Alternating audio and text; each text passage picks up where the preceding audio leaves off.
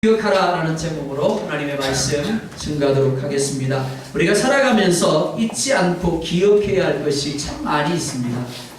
어느 TV 프로그램에서 부부가 서로에 대해서 얼마나 잘 기억하고 있는가를 테스트를 하였습니다. 첫 번째 물었습니다. 배우자의 생일은 언제입니까? 네, 너무나 쉽게 썼습니다. 두 번째, 결혼기념일은 언제입니까? 역시 쉽게 썼습니다. 세 번째, 배우자가 좋아하는 색이 무엇입니까? 라고 물었습니다. 역시 쉽게 썼습니다.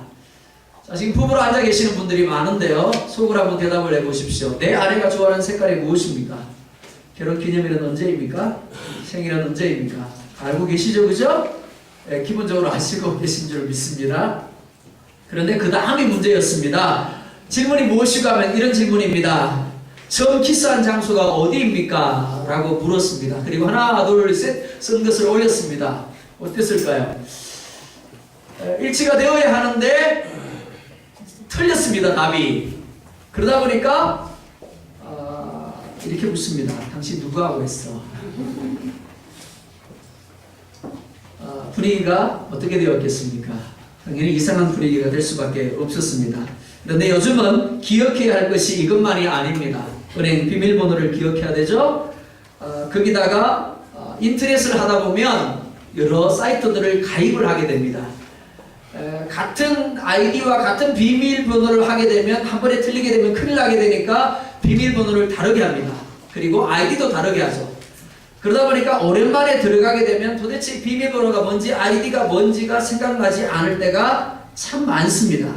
뿐만이 아니죠. 은행 거래를 하다 보니까 인터넷 비밀번호를 또 기억을 해야 됩니다. 아이디를 기억해야 되죠. 또 뭘 기억해야 됩니까?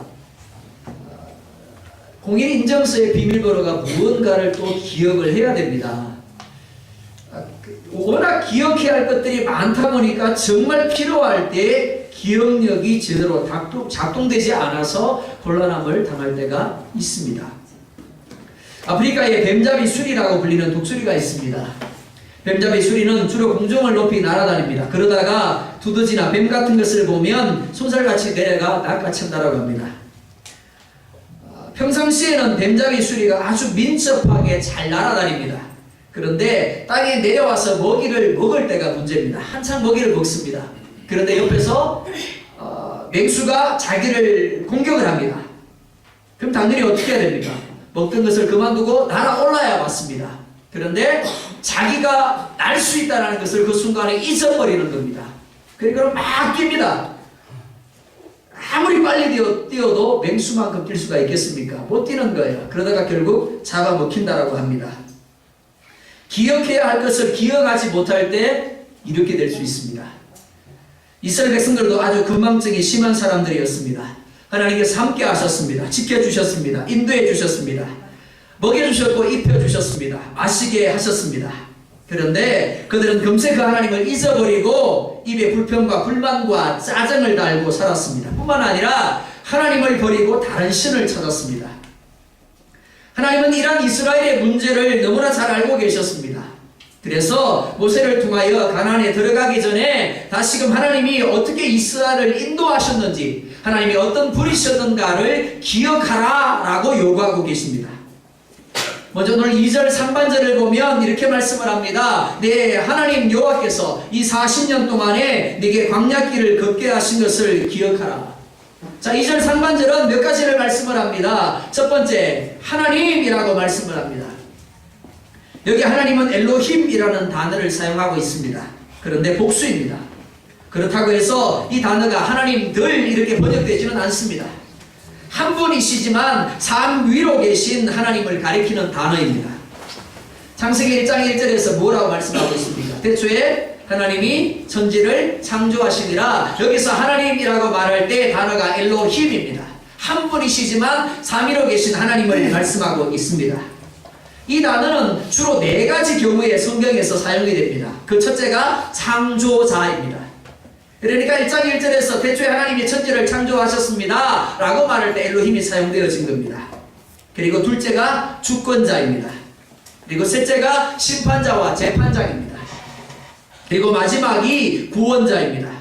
그렇기 때문에 오늘 말씀에서 하나님이라고 말할 때 이 말이 의미하는 것이 무엇이고 하면 이스라엘에게 있어서 하나님이 어떤 존재이고 어떤 역할을 하시는 분이신가를 말씀하는 것이다 라고 할 수 있습니다. 이스라엘을 지으신 창조주가 하나님이십니다. 그리고 이스라엘을 주관하시는 이가 하나님이시고 이스라엘을 구원하시고 심판하시는 이가 하나님이십니다. 결국 이스라엘의 시작과 과정과 끝이 하나님께 있다라고 말씀하고 있는 겁니다. 두 번째, 여호와라고 말씀을 합니다. 여호와라는 이름, 하나님께서 모세를 애굽으로 보내실 때 주신 이름입니다. 하나님은 자신을 스스로 있는 자라고 하심으로 애굽에 있는 모든 우상들과 구별하셨습니다. 그리고 그 이름이 이스라엘을 애굽의 노예된 자리에서 구원해 내셨습니다. 광야 가운데 인도하셨고 가나안을 목전에 두게 하신 겁니다. 그러니까 이스라엘이 여호와라는 이름을 들을 때마다 느끼는 것이 무엇이겠습니까? 두려움입니다. 그런데 단순한 두려움이 아니라 무서움이 아니라 존경에 의한 두려움입니다. 즉 경외함입니다. 애굽 땅에 10가지 이적을 나타내시고 홍해를 가르시고 바로의 군대를 몰살시키신 여호와 하나님이십니다. 그리고 여기까지 올 수 있도록 구름기둥과 불기둥으로 인도하시고 먹이고 마시게 하시며 지키고 보호하신 하나님이 여호와이신 겁니다. 그러니까 하나님 여호와라는 이름은 실제적인 증거들을 가진 살아 역사하는 이름이다라고 할 수 있는 겁니다. 그런데 그 하나님 여호와를 어떻게 말하고 있습니까? 너의 하나님이다라고 말하고 있습니다. 단순히 성경에 기록된 하나님 역사 속에서 믿음의 조상들과 함께 하신 하나님으로 끝나버리는 것이 아니라 오늘 이 시대를 살아가고 있는 바로 나의 하나님이다 라고 말씀하고 있는 겁니다. 멀리 있는 하나님이 아닙니다. 나의 하나님입니다. 나를 창조하셨고 나의 삶을 주관하시며 나를 구원하기도 하시고 나를 심판하기도 하는 스스로 있는 하나님이십니다. 무엇보다 나의 편이 되시고 나의 배경이 되시는 하나님이십니다. 세상은 스펙과 배경이라는 것을 참 중요하게 여깁니다. 그래서 할 수만 있으면 더 많은 스펙을 만들고 더 많은 연주를 만들려고 애씁니다. 하지만 그 어떤 스펙보다도 그 어떤 배경보다도 더 크고 든든하신 분이 바로 하나님이심을 믿으시기 바랍니다. 그래서 다윗은 시편 144편에서 이렇게 고백을 하고 있습니다. 이와 같은 백성은 복이 있나니 여호와를 자기 하나님으로 삼는 백성은 복이 있도다. 누가 복이 있다고요? 여호와 하나님을 자기 하나님으로 삼는 백성이 복이 있다라고 말씀을 합니다. 자, 옆 사람을 보면서 고백하겠습니다. 당신은 복이 있는 사람입니다. 우리 홍정환 집사님은 고개만 끄덕이고 맞아 나의 하나님. 옆에 고백하라고 이야기했는데 고백은 안 하시고.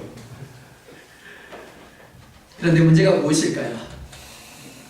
많은 그리스도인들이 하나님을 자기 하나님으로 삼은 것을 복으로 여기지 않는다라는 겁니다. 자, 한 번만 더 옆 사람을 한번 보시겠습니까? 얼굴을 한번 보십시오. 복 받은 사람의 얼굴 맞습니까? 왜 웃으세요? 이와 같은 백성은 복이 있나니 여호와를 자기 하나님으로 삼는 백성은 복이 있도다. 오늘 하나님을 우리 하나님으로 삼았기 때문에 무엇이 없어도 세상에 그 연출이 없고 그 스펙이 내게 없다라고 할지라도 나야말로 가장 복된 자임을 믿으시기 바랍니다. 많은 사람들이 하나님을 자기 하나님으로 삼은 것을 복이라고 여기지 않습니다. 그러다 보니까 하나님을 자기 하나님으로 인정하려 하지 않습니다. 믿는다라고 합니다. 하지만 정작 여호와 하나님이 자신의 하나님이심을 확신하지 못합니다. 하나님이 자신을 지으시고 하나님이 자신의 삶을 만들어 가시는 분이심을 인정하지 못하는 겁니다. 그래서 자신의 삶을 하나님께 맡기지 못합니다. 하나님이 끊임없이 삶의 핸들을 내게 맡기라고 말씀하시는데도 불구하고 죽어도 못 맡긴다라고 발버둥칩니다. 내 하나님 여호와께서 40년 동안의 광야길을 걷게 하셨다라고 말씀을 합니다. 광야는 징계의 장소입니다. 훈련의 장소입니다. 그리고 떠남과 잃어버림의 장소입니다. 내가 누리던 모든 것을 다 내려놓아야 하는 장소이고 내가 꿈꾸는 것을 다 내려놓아야 하는 장소입니다. 그래서 힘듭니다. 그래서 고통스럽습니다. 그래서 야곱도 약복에서 하나님께 울면서 부르짖었습니다. 광야는 절대적으로 하나님의 은혜가 필요하고 하나님의 공급하심이 필요한 장소입니다. 내가 할 수 있는 것이 아무것도 없습니다. 그래서 오직 하나님만 바라보고 오직 하나님만을 의뢰하며 하나님만을 기다릴 수밖에 없습니다. 그래서 광야는 하나님의 약속의 성취의 장소이기도 합니다. 이스라엘 백성들은 광야에서 줄였습니다. 이스라엘 백성들은 광야에서 목말라 했습니다. 그러나 하나님이 그들에게 만나와 메추라기로 먹여주십니다. 그리고 반석에서 생수가 나게 하심으로 마시게 하셨습니다. 사랑하는 성도 여러분, 하나님이 인생에게 주시고자 하는 것 축복임을 믿으시기 바랍니다. 행복의 삶이고 부족함이 없는 삶임을 믿으시기 바랍니다. 애굽에서 노예된 이스라엘을 이끌어내신 것, 그들에게 잃어버린 축복을 회복시켜 주시기 위함이었습니다. 하나님이 아브라함과 약속하셨던 땅을 그들에게 주시기 위함이었고 죽과 꿀이 흐르는 땅 가나안으로 인도하여 드리기 위함이었습니다. 그러나 그렇게 하기 위해서 먼저 그들의 존재가 변화되어야 했습니다. 하나님이 주신 복을 누릴 만한 사람으로 준비되어야만 했습니다. 마찬가지입니다. 우리를 축복하시고 우리를 행복하게 하시는 것이 하나님의 본심임을 믿으시기 바랍니다. 그러나 그 본심과는 달리 때때로 우리를 어디로요? 고난과 고통의 광야로, 우리가 가고 싶지 않은 광야로 내모실 때가 있다라는 겁니다. 왜요? 하나님이 왜 그렇게 하시는데요? 하나님이 주시려는 축복과 행복의 삶을 살기 위해서는 먼저 존재가 변화되지 아니하면 안 되기 때문입니다. 하나님이 주시는 복을 받을 만한 그릇이 준비되어야 하기 때문인 겁니다. 그래서 광야길을 걷게 하시는 겁니다. 이스라엘이 광야길을 걸어간 것이 어쩌다 보니 그렇게 된 것이 아닙니다. 하나님이 철저하게 의도하신 것이고 하나님이 철저하게 계획하신 것입니다. 마찬가지 우리가 삶에서 만나게 되는 광야라는 환경, 상황들 어쩌다 보니 된 것이 아닙니다. 여호와 하나님, 나의 하나님이 특별한 이유 때문에 나로 하여금 그 길을 걷게 하시는 줄 믿으시기 바랍니다. 그 이유가 무엇입니까? 2절 중반절을 보면 이렇게 말합니다. 너를 낮추시며, 3절 상반절에서도 너를 낮추시며, 16절에서도 이는 나 너를 낮추시며 라고 말합니다. 낮추시며 라고 말합니다. 낮추다라는 말을 원문에서 보면 아나라는 단어를 사용을 합니다. 한번 물어보겠습니다. 하나님이 여러분들을 광야길을 걷게 하신 이유가 뭐라고요? 네, 좀 유시가 아니 대답하십시오. 제가 가르쳐 드렸잖아요. 네? 아나라고 했잖아요. 하나님의 뜻을 아나? 네, 낮추시면가 뭐라고요? 아나. 그래요. 자, 이제부터는 그렇게 대답을 하셔야 됩니다. 하나님이 광야길을 왜 걷게 하셨다고요? 아나. 맞아요. 나한테 묻는 거예요. 하나님의 뜻을 아니? 하나님의 본심을 아니? 그래서 광야길을 걷게 하신 겁니다. 그 의미가 무엇이냐면 억지로 무엇을 시키다, 강제로 복종시키려 하다, 고통을 가하다입니다. 광야는 누구도 가고 싶지 않은 자리예요. 누구든 슬퍼하고 싶겠습니까? 누구나 괴로움을 당하고 고통을 당하고 싶겠습니까? 아니요. 그런데 가야 되는 겁니다. 자기 의사와는 상관없이 떠나야 하고 자기 의사와는 상관없이 내려놓아야 하고 포기해야 되기 때문에 그렇습니다. 이를 통해서 하나님이 의도하는 것이 무엇입니까? 하나님이 야곱강에 홀로 머물게 하신 것은 야곱을 이스라엘이 되게 하기 위함입니다.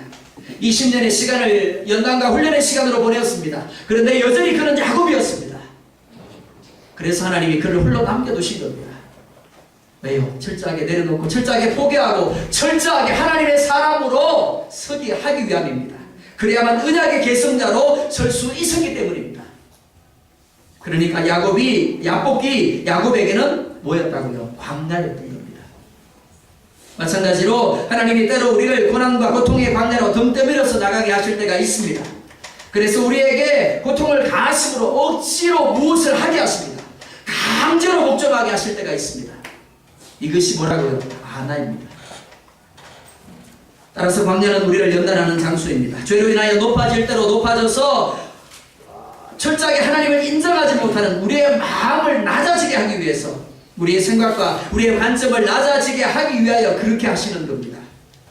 주에 있는 하나님의 자리에서 내려오라는 겁니다. 내가 계획하고 내가 만들어가는 삶에서 하나님이 계획하시고 하나님이 만들어가는 삶으로 복종하라는 겁니다. 그래야만 하나님이 원하시는 복의 사람이 될 수 있다는 겁니다. 그리스도인과 불신자의 차이점이 바로 여기에 있습니다. 불신자는 자신을 주인으로 하고 살아갑니다. 그러나 그리스도인은 하나님을 주인으로 인정하는 노드십으로 살아가는 사람입니다. 그런데 문제는 많은 그리스도인들이 하나님을 주인으로 고백하지만 정작 삶에서는 하나님을 주인으로 인정하지 않더라라는 겁니다. 시편 147편 6절을 보면 이렇게 말씀을 합니다. 여호와께서 겸손한 자들은 붙드시고 악인들은 땅에 엎드러뜨리시는도다. 뿐만 아니라 잠언 22장 4절을 보면 이렇게 말씀을 합니다.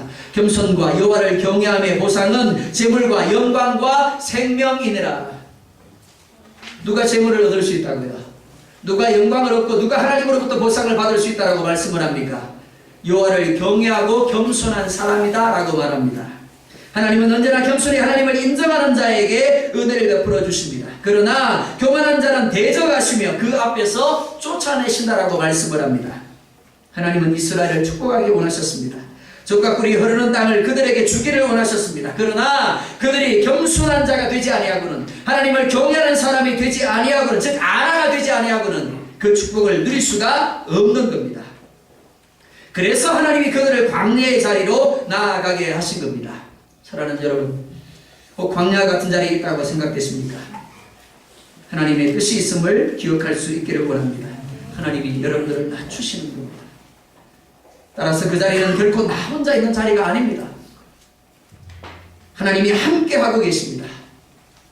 교만은 자기 중심적인 것이고 겸손은 하나님 중심이 되는 것입니다. 어떤 자리, 어떤 환경 가운데 있든지 하나님의 존재를 인정하고 하나님의 은혜를 고백하는 여러분 되시기 원합니다. 분명 하나님은 겸손한 자에게 베풀어 주시는 축복을 누리게 하실 것입니다. 또한 너를 시험하사라고 말씀을 합니다. 우리의 마음이 어떠한지 그 명령을 지키는지 지키지 않는지를 알려 하십니다 라고 말씀을 합니다. 2절 하반절을 보면 이렇게 말씀을 합니다. 내 마음이 어떠한지 그 명령을 지키는지 지키지 않는지 알려 하십니다. 때때로 하나님은 택하신 백성을 시험하십니다. 그러나 그 시험의 모양은 동일하지 않습니다. 때로 고난의 모습으로 주어지기도 하지만 정반대로 너무나 형통한, 너무나 잘되는 축복의 모습으로 시험이 오기도 합니다. 그러나 목적은 동일합니다. 우리의 마음이 어떠한지, 과연 하나님의 명령을 지키는지 아니 지키는지를 보시기 위함인 겁니다. 하나님이 아브라함에게 이삭을 선물로 주십니다. 사라는 경수가 끊어져 임신할 수 없는 몸이었습니다. 이는 아브라함도 예외가 아닙니다. 그런데 그런 아브라함과 사라에게 하나님이 이삭이라는 아들을 주셨습니다. 몇 년 만에요? 무려 25년 만입니다. 25년 동안 하나님이 주신 약속을 붙들고 기도했습니다. 포기할 만도 했습니다. 그런데 포기하지 아니했더니 하나님이 25년 만에 응답해 주신 겁니다. 아멘 안 하네요. 남의 일이라고. 뭐 나와 상관이 없으니까, 그죠? 그런데 얼마나 기뻤겠습니까? 얼마나 좋았겠습니까? 그 아이가 자라갑니다. 그런데 어느 날 하나님이 찾아오십니다. 그리고는 아브라함에게 뭐라 말씀하십니까? 네 아들 사랑하는 독자 이삭을 내게 제물로 번제로 드려라.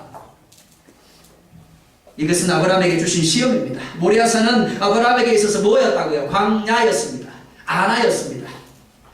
가지 말았으면 하는 고난의 자리였습니다. 하나님이 이렇게 하신 것, 마음의 소원대로 이삭을 얻었지만 아브라함이 그 이삭보다 하나님을, 그리고 하나님의 명령을 더 순종하는지 아니하는지를 보기 위함이었습니다. 결과가 어떻게 되었습니까? 아브라함은 주저하지 아니하고 모리아산으로 나아가서 이삭을 결박하고 칼을 내려칩니다. 그런데 하나님은 그 순간에 아브라함을 향하여 스톱이라고 말씀을 합니다. 네가 이제 나를 경외하는 줄 내가 알겠다라고 말씀을 합니다. 그리고 친히 준비하신 순양으로 대신하여 제사를 드리게 하심을 볼 수가 있습니다. 사랑하는 성도 여러분, 하나님이 어떤 분이십니까? 하나님은 전능하신 하나님이십니다. 전지하신 하나님이십니다. 따라서 그는 이미 아브라함의 마음 중심을 보고 계셨을 겁니다. 알고 계셨을 겁니다. 그러나 하나님은 그의 입술을 통해서 고백을 듣기를 원하셨습니다. 그의 행함을 통해서 그의 헌신을 보기를 원하시는 겁니다. 그래서 우리를 시험의 자리로 내어보내셔서 통간 우리에게 축가를 내주시고 축복을 베풀어 주시는 겁니다. 오늘도 하나님은 우리를 광야 같은 시험의 자리에, 전혀 광야 같지 않은 형통함의 자리에서 우리를 시험하기 위해서 보내십니다. 그리고 네가 나를 사랑하는지, 네가 나를 사랑하지 아니하는지, 나를 신뢰하는지 신뢰하지 아니하는지, 네가 내 말에 순종하는지 아니하는지를 보기 원하신다라고 말씀하십니다. 사랑하는 성도 여러분, 오늘 말씀은 결코 하나님이 모세를 통하여 그들이 광야길을 왜 걷게 되었는가를 설명하는 것이 아닙니다. 광야길을 걷게 하시면서도 이스라엘의 모든 필요를 채워주신 하나님을 기억하라고 말합니다. 왜요?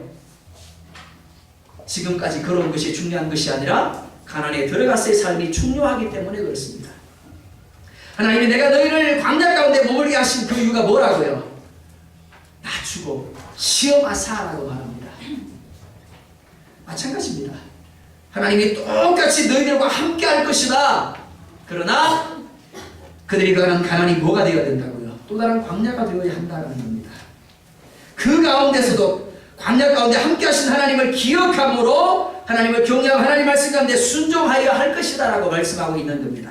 3절 하반절을 보면 이렇게 말씀합니다. 사람이 떡으로만 사는 것이 아니요 여호와의 입에서 나오는 모든 말씀으로 사는 줄을 너로 알게 하려 하심이라. 사람이 떡으로만 산다는 말의 의미가 무엇입니까? 떡과 말씀이 대비되고 있습니다. 떡은 세상 중심적인 것을 말합니다. 자기 중심적인 것을 말합니다. 내 노력, 내 조건을 가리킵니다. 반면에 말씀은 하나님이 공급하신 은혜를 가리킵니다. 하나님이 주시는 복을 가리킵니다. 복의 환경을 가졌다라고 누구나 복을 누리는 것은 아닙니다. 하나님이 누리게 하셔야 합니다. 반대로 복의 환경을 가지지 못하였을지라도 하나님이 누리게 하시면 능히 복의 삶을 살 수 있는 줄 믿으시기 바랍니다. 사람들은 말합니다. 내가 이것만 있다라면, 내가 이것만 이룰 수 있다라면, 그러나 착각입니다. 이렇게 생각하셔야 됩니다. 하나님은 내 편이 되어 주신다라면, 하나님만 기쁘시게 할 수 있다라면 이렇게 생각할 수 있기를 원합니다. 갈라디아서 2장 20절을 말씀합니다. 내가 그리스도와 함께 십자가에 못 박혔나니 그런즉 이제는 내가 사는 것이 아니요 오직 내 안에 그리스도께서 사시는 것이라. 이제 내가 육체 가운데 사는 것은 나를 사랑하사 나를 위하여 자기 자신을 버리신 하나님의 아들을 믿는 믿음 안에서 사는 것이라. 아멘. 광야는 내가 죽는 자리입니다. 광야는 철저하게 나를 내려놓는 자리입니다. 그리고 믿음으로 새롭게 태어나는 자리입니다. 철저하게 예수 그리스도로 인한 은혜만을 고백하고 예수 그리스도를 의지하게 하는 곳이 광야입니다. 우리는 그리스도 안에서 죽고 새롭게 태어난 존재들입니다. 그렇다고 한다면 우리의 관점이 바뀌어야 하고 우리의 가치관이 바뀌는 것은 너무나 당연하다라고 할 수 있습니다. 지금까지는 세상 중심적인 즉 떡으로 살았습니다. 내 노력으로 살았습니다. 내가 가진 조건을 가지고 살았습니다. 내 스펙과 나의 배경을 자랑하며 살아왔습니다. 그러나 이제는 내가 아닌 오직 하나님이 주시는 말씀으로 사는 존재가 되어야 하는 겁니다. 하나님의 은혜로 예수 그리스도의 보혈로 살아가는 존재가 되어야 하는 겁니다. 이런 사람은 결코 세상을 따라가지 않습니다. 환경과 상황에 흔들리지 않습니다. 무엇보다 자신을 신뢰하지 않습니다. 바로 이것을 위해서 하나님이 이스라엘을 우리를 광야의 자리에 세우시는 겁니다. 하나님이 이스라엘 백성들을 향하여 이것을 잊지 말라고 말씀하고 있는 겁니다. 또한 하나님은 우리에게 미래적인 소망을 가지고 기대하라고 말씀을 합니다. 하나님의 본래 의도가 고난이 아니라 축복임을 알았다라면 우리가 어떻게 해야 되겠습니까? 먼저 우리는 하나님이 고난을 통해서 의도하시는 것을 믿음으로 반응할 수 있어야 합니다. 아울러 고난을 통과한 후에 하나님이 우리 가운데 주실 축복을 기대할 수 있어야 합니다. 고난 가운데서도 절망하지 않는 이유가 무엇입니까?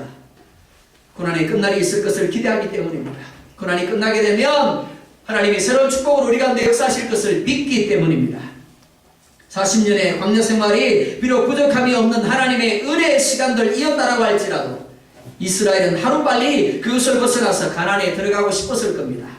그러한 이스라엘에 대하여 하나님은 7절에서 이렇게 말씀을 하고 있습니다. 우리 7절 말씀 한번 같이 보도록 하겠습니다. 시작. 내 하나님 여호와께서 너를 아름다운 땅에 이르게 하시나니 그것은 골짜기라든지 산지든지 시원한 공사가 있으니 8절도 봅니다.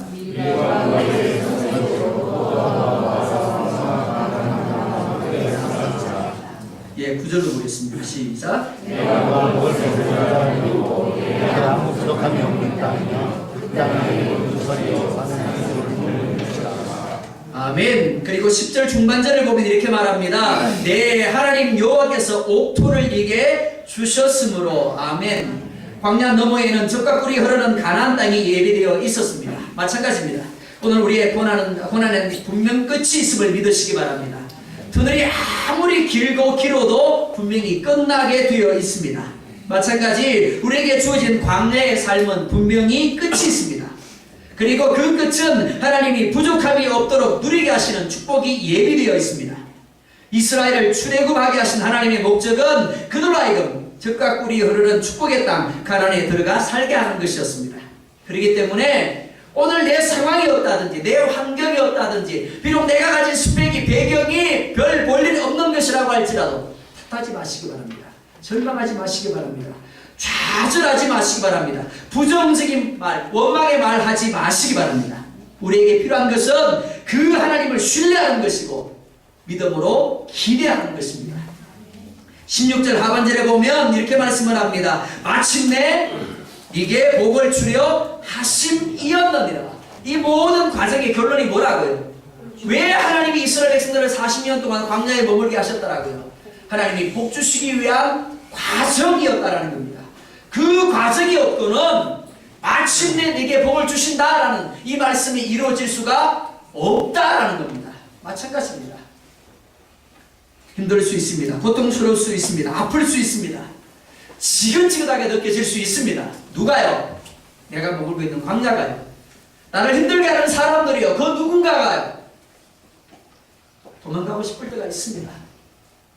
왜 하나님 해결해 주지 않느냐고 원망스러울 때도 있을 겁니다. 그런데 그게 뭐라고요? 마침내 내게 복을 주시려 함이니다요. 한 과정인 겁니다. 오늘 이 과정을 내가 견뎌내지 못하면, 이 광야의 길을 내가 믿음으로 승리하지 못하면 마침내 너에게 복을 주시려 합니다. 이 말씀도 이루어질 수가 없는 겁니다. 우리를 향한 하나님의 결국이 마침내 복을 주시기 위함임을 믿을 수 있기를 원합니다. 그러나 그렇게 되기 위하여 오늘이라는 시간 속에서 준비될 수 있어야 합니다.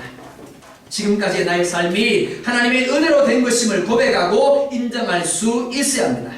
또한 나의 삶의 전 영역에서 하나님의 하나님됨을 고백하고 인정할 수 있어야 합니다.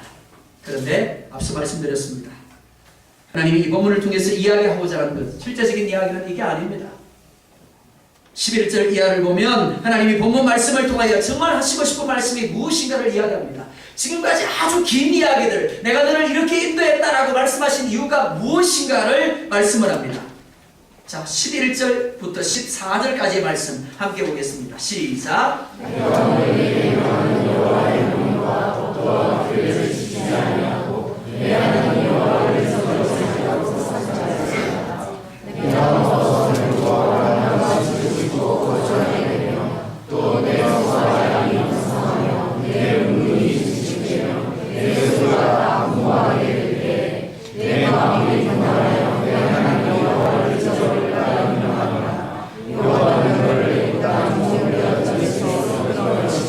아멘. 하나님은 모세를 통하여 가나안을 목전에 둔 상황에서 이스라엘 백성들을 통하여 하나님이 그들을 어떻게 인도하셨는지, 하나님이 왜 그들을 광야 가운데 머물게 하셨는가를 선포하게 합니다. 그리고 하나님이 이끌어 들이신 이후에 그들의 삶에 대하여 말씀하고 있습니다. 그리고 하나님은 모세를 통하여 말씀하신 대로 그들에게 젖과 꿀이 흐르는 땅을 차지하게 하십니다. 복을 주십니다. 그런데 문제가 뭐라고? 이스라엘이 잘됨으로 인하여, 평안함으로 인하여 그 마음이 어떻게 될 것이더라고요? 교만하여질 것이다라는 겁니다. 그래서 어떻게 된다고요? 하나님을 잊어버릴 수 있다라는 겁니다. 그래서 16절 이하에도 보면 이렇게 말합니다. 우리 16, 17, 18절 또 보겠습니다. 시작.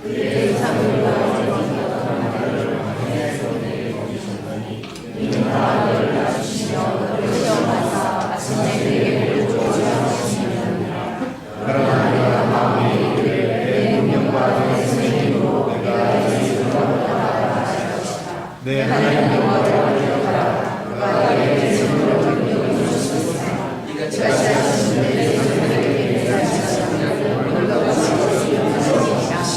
아멘. 사람들은 자신이 원하는 바가 이루어지고 형통하고 평안함을 누릴 때 그것이 하나님의 은혜로 된 것임을 인정하려 하지 않습니다.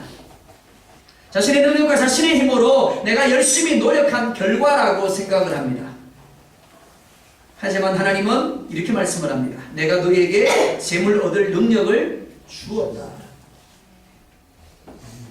하나님이 오늘 말씀을 통하여 광야의 이야기를 하시는 이유가 뭐라고요? 절대 빈곤과 부족의 땅 광야에서 이스라엘이 하나님을 바랐던 것처럼 오늘 내가 잘 되고 있는 상황 가운데서 누구를 생각해야 된다고요? 하나님을 생각해야 된다는 겁니다. 지금 우리가 머물고 있는 이 자리가 광야의 자리인 것처럼 생각하고 광야의 자리인 것처럼 행동할 수 있어야 한다는 겁니다. 광야의 이스라엘은 하나님의 공급하심과 역사하심을 인정하지 않을 수가 없었습니다. 왜요? 농사한 것도 아니에요. 길쌈한 것도 아니에요. 자신이 지킬 수 있는 힘이 있는 것도 아니었습니다. 그러니까 하나님이 지켜주지 않으면 죽는 거예요. 하나님이 먹여주지 아니하고 하나님이 마시게 주지 아니하고 입혀주지 않으면 망하는 겁니다. 그래서 하나님을 바랐습니다. 그래서 하나님을 기대할 수밖에 없었어요. 그래서 구름기둥과 불기둥을 철저하게 신뢰하며 따르는 삶을 살 수밖에 없었던 겁니다. 이는 현재 우리의 삶도 마찬가지입니다. 여러분들이 묻습니다.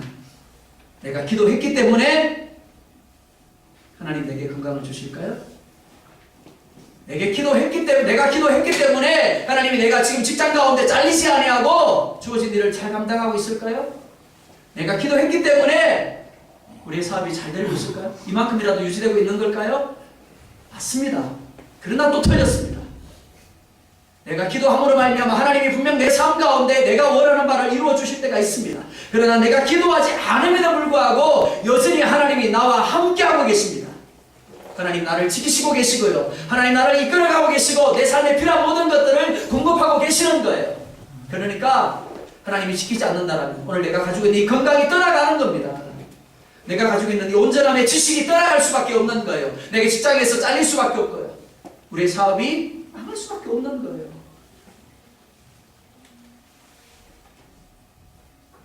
하나님이 입히시고 하나님이 먹이시고 하나님이 마시게 하시며 하나님이 지키시고 하나님이 보호하시는 겁니다.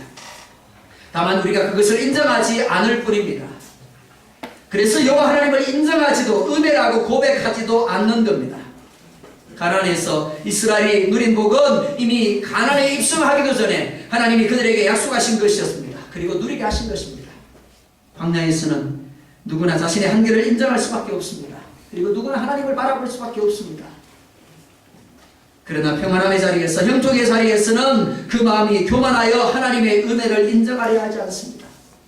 그래서 광야에서만큼 하나님을 갈급해하지 않습니다.